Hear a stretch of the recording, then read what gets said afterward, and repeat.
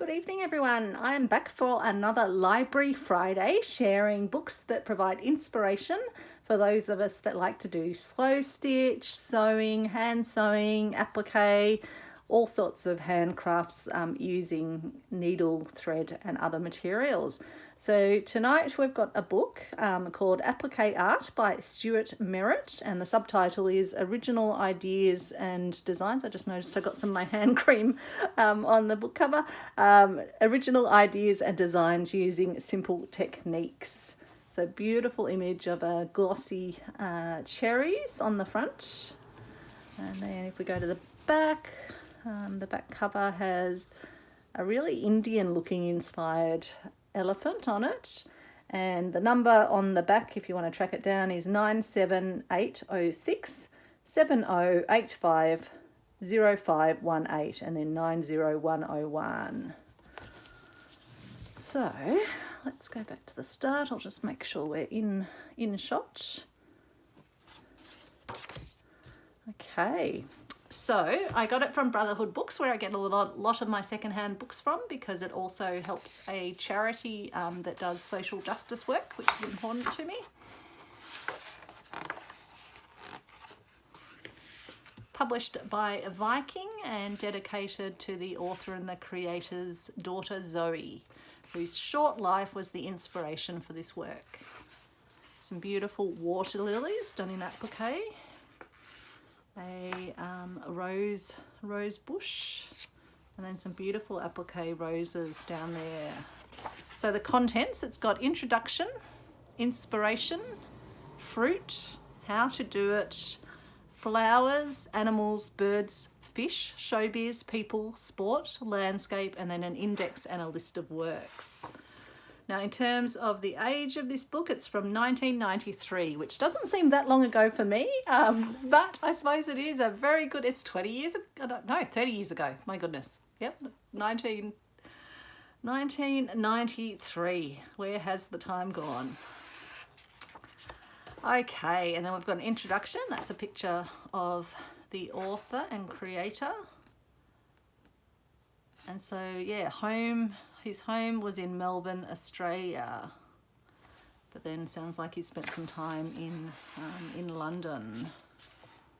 And some beautiful pieces down here with little pears on them, and then these are amazing curtains, all appliqued pieces, and a little hand, like a gloved hand, poking around.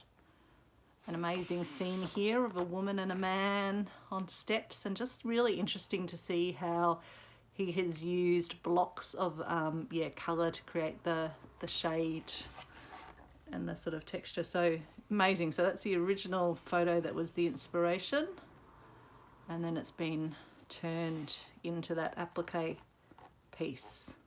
Obviously you don't get all the detailing of the sort of the face that you would have, but it's a really, really good translation across. And so this section is about inspiration. So I guess finding inspiration for your applique arts. And then the first section's on fruit. So we've got those beautiful pears.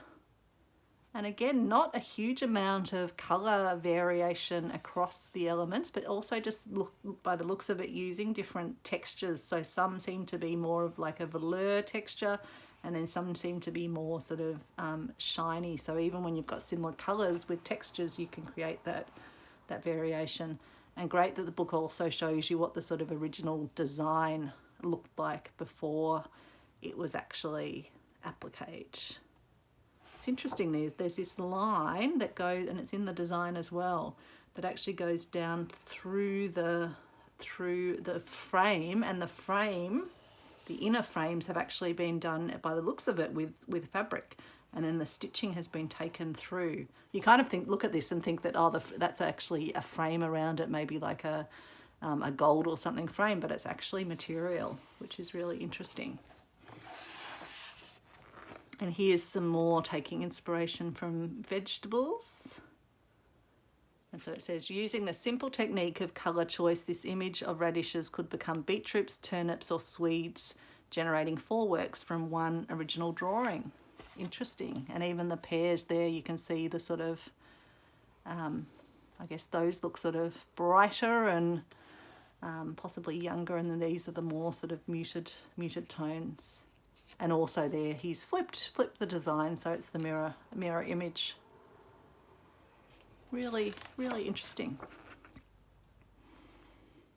And then contrasting thread colour around these plums would have not proved successful. The salmon pink thread spills across onto the frame and stands alone. So yeah, again, it's that bringing the thread out across the fabric frame. Then we've got some cactus or cacti.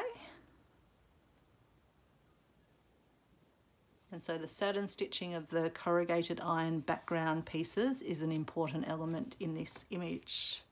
So I like how it's kind of drawing out different bits of information about the designs and showing us the original photo that was the inspiration, how it was then turned into a design, and then how it was brought over into the created piece.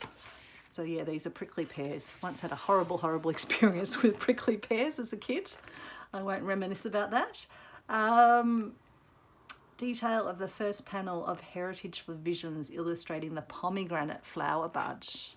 Oh, isn't that lovely? The bud and then the open, and then amazing work in the background. The sort of this the cross, Celtic cross, and inspired by this tombstone. And the lovely pomegranate. I do love incorporating pomegranate in my works. And isn't this one beautiful? You can see all the pomegranate seeds in the middle. And we've got that cherry design that was on the front. And then a section on how to do it, which is great.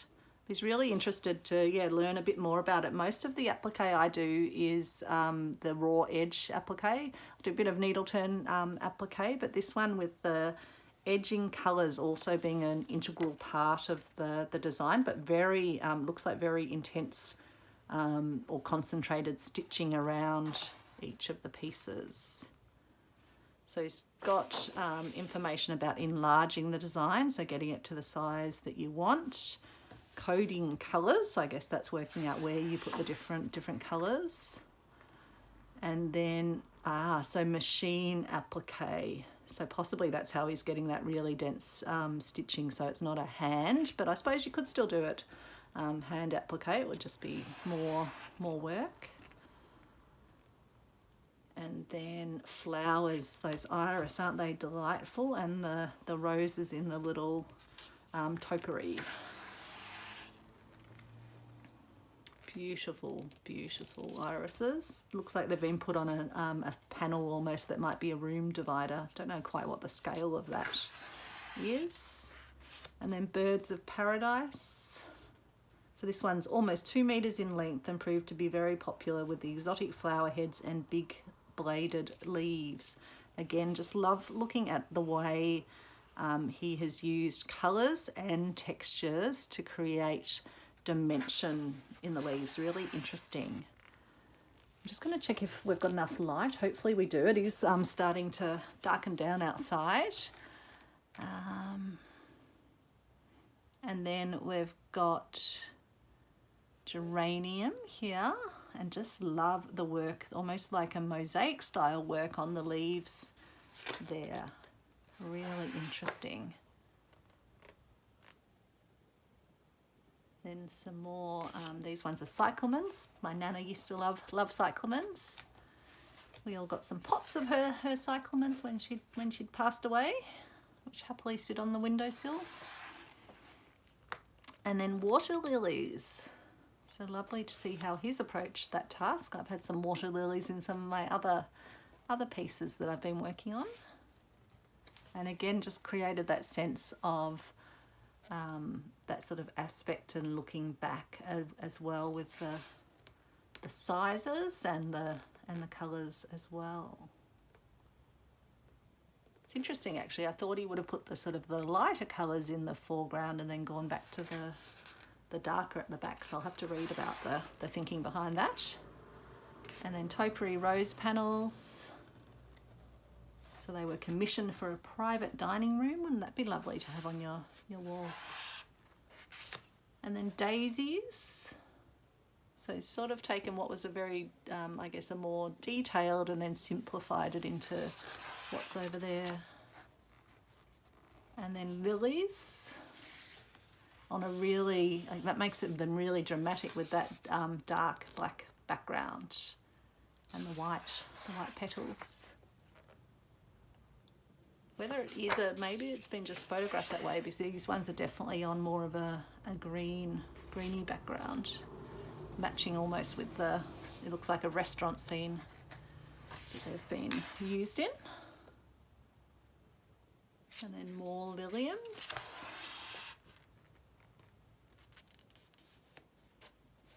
And then a cacti of some sort.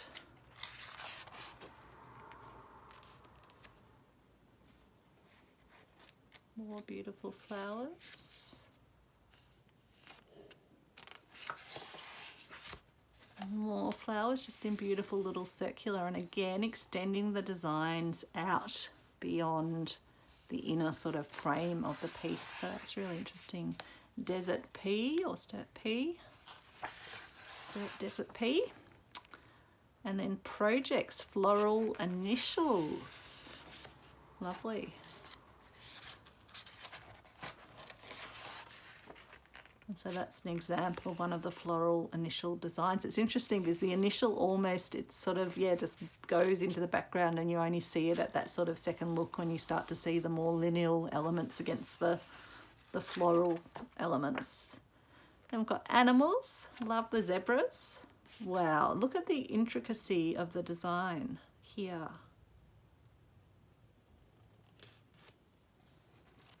They're sheep, I think, because they look like they've got horns and things on them. Monkey with beautiful leaves and a sort of a sun, and giraffe. That's gorgeous. And we've got hippos. Tiny possum as its focal point. Ah, yeah, up here with Australian natives. And then we've got the elephant in the design that's shown on the back, as well as a darker purples and blacky colours. I'll just check if I need to put the light on. It is definitely getting darker here. Let's just see if it, hopefully it won't create too much of a shine off the pages. Otherwise I might need to leave it off. Let's see if I can move it around. Might need to, I don't know if that's going to be okay or not. That's okay, but that's much better. Okay. Oh, and then these are the sheep that we saw the little design for on that previous page. Then we've got a rabbit, looks like a waste paper bin. Looks too special to be a waste paper bin. A beautiful rabbit on it, a hair waste paper bin. There you go.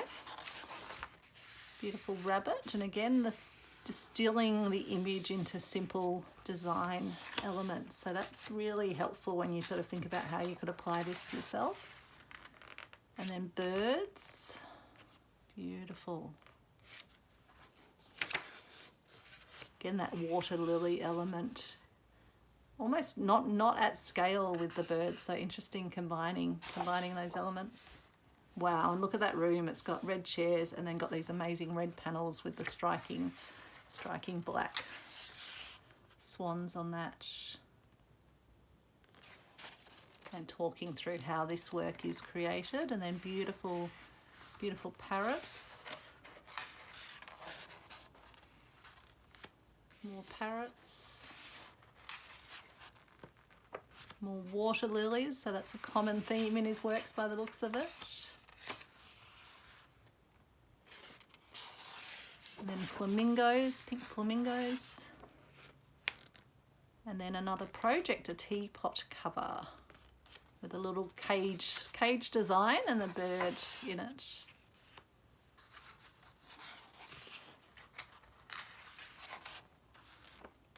And then fish, just love that. Love the way he's got that almost sense of sort of momentum with them swimming forward with that line element that passes through. And he's created the line elements here as well to give that sense of movement.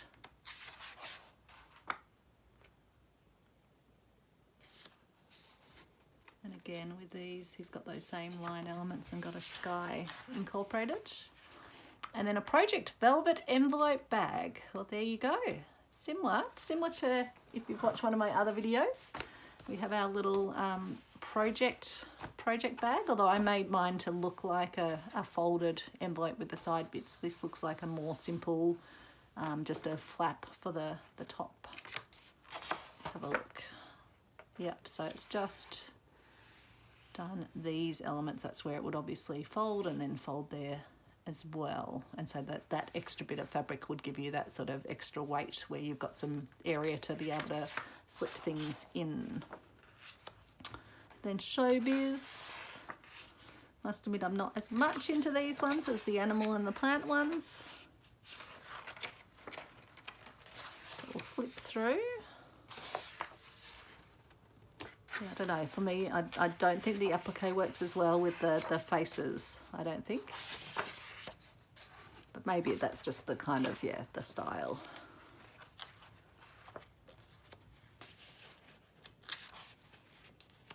And then a project for a sleeping mask.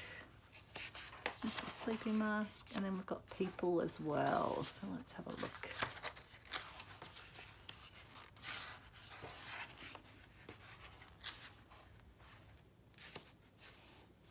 I do like the sort of, yeah, the dress elements, and the really pastel-y designs are nice in that.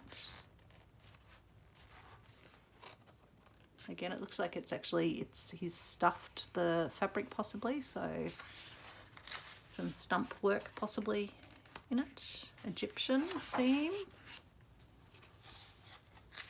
Market scene, I guess.